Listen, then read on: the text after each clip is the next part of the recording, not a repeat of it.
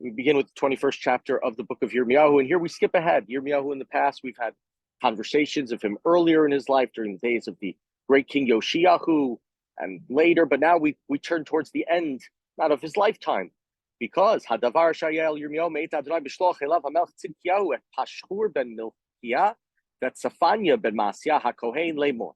The reason why this chapter is told here is because we have again Pashhur. Pashhur was in the last chapter. I'm not sure if it's the same Pashhur. It's not the same Pashhur, I believe, but we have the same a person of the same name, and King Tzidkiyahu sends them to Yirmiyahu. King Tzidkiyahu will be the last king of Malchut Judah during the first Beit HaMikdash. He'll be the last king. So this is already 587, 588, 589, 592. It's somewhere over there. It's 20 years, 30 years later. And the Babylonians, the barbarians, are knocking at the gates. Drashna ba'adenu et Adonai.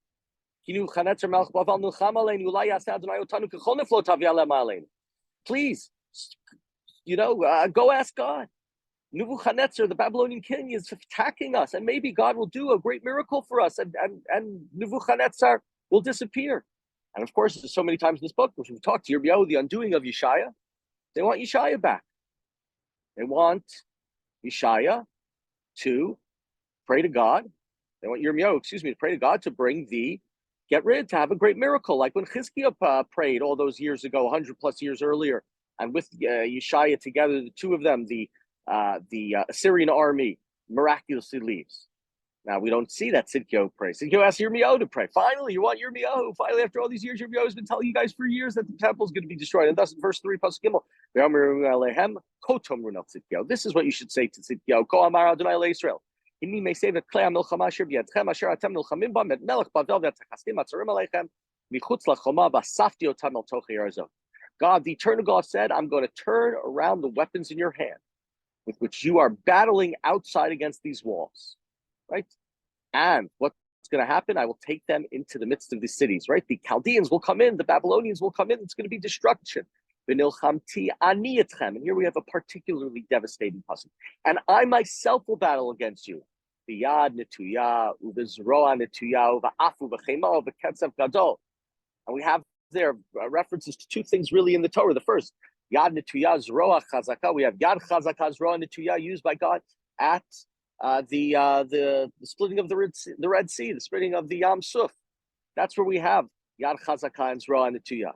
And Af B'chema V'Ketzav Gadol V'Ashlicheu Al Eretz Acher Kayom Hazeh from the Tochacha.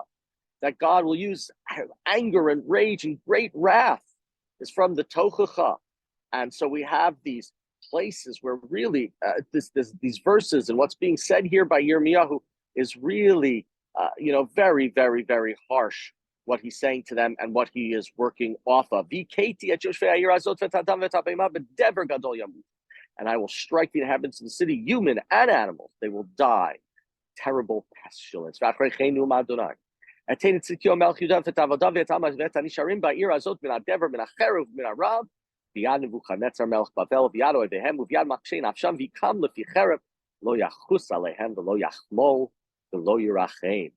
then God says, I will deliver King Tzidkiyahu and all of the greats, the nobles, everybody who survives, following the pestilence and the weapons, the swords coming in and the famine. All the rest of you will be given over to Nebuchadnezzar. And you will pray for your life. But he will kill you by the sword. There will be no pity, no compassion, no mercy. Here we are in the Aseret Tshuva when we ask God for Rachamim, we ask God for Chemla, we ask God to be merciful to us. And here Yirmiyahu says to his people at the time, that's not going to happen. And that's the first part. That's to the nobles. That's back to you. What's going to happen to you, Tzidkiyahu? And now we continue in verse 8 and say to these people, here we talked about, we said, right, a lot of Yirmiyahu is working off the book of Dvarim. And here we see, right, we have this in the book of Dvarim. Choose life, choose death. We have the beginning of Parshat Re'eh, and in other places in the Torah, we say, you should choose life. That's what you should choose. So I will tell the people that they can choose the way of life or the way of death. But here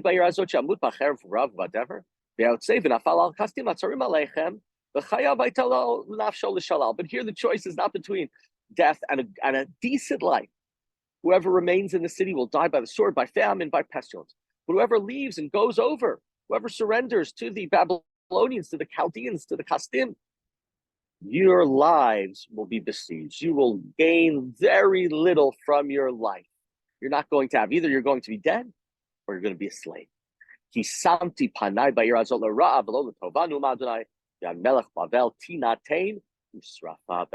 set my face against this city to do evil. It will be delivered into the hands of the king of Babylon, who will destroy it by fire. And in a different place, we haven't gotten there yet. Later in books, we'll see Yirmiyahu, we'll see later books where Nebuchadnezzar is understood. We may have talked about actually before, as the hand of God. Nebuchadnezzar is the one who is fighting the war for God. He's an extension of God's anger at Beit Yehudah. Now to the king of Yehudah, right? First we talk to the nobles and the king, then we talk to the regular people, and now back to the king. Beit David, in verse 12, Kol Amar Adonai, Dinu laboker mishpat tatzilu gazul miyadoshem. Pen tetzecha ish chamati uvarav ve'ein mechabe mipnei roa ma'olechem. So you, the house of David, this is what I say to you, God says. Render just verdicts each morning. Rescue from the defrauder anyone who's robbed, or else my wrath will break through like fire and burn with none to quench it because of your wicked, horrific acts. That's what he says to him. So here, it sounds more like Yeshaya. Social justice, that's what you have to do. Saw it at the end of Yeshaya, fast days, chapter 58, share your bread with others, etc., etc. This is what you have to do, King. You're the leader. You have to set the tone. You have to have a moral society. I don't want a corrupt society. The reason I brought you back to Israel is to build a beautiful society, one with stakao mishpat. Why are you acting this way?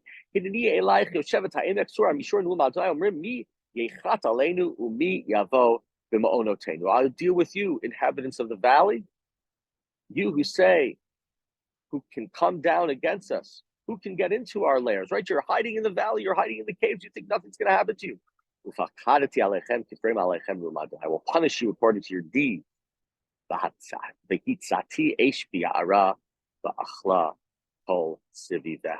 will set fire to this forest. I will consume everything around it. And so here we have, it's not new in terms of the message of Yirmiyahu. It's that same message. It's those horrors. It's that destruction is happening to the king. And you have no choice. There's no v'charta b'chayim. There's not re'ei anochi noten lefnei chayayom et habracha v'et haklala. There's no bracha. It's either death or it's some sort of slavery, some torturous life. And this is really, in many ways, like I said, this is not Tzidkiyahu. Tzidkiyahu is the last king. And this is imminent destruction of the temple.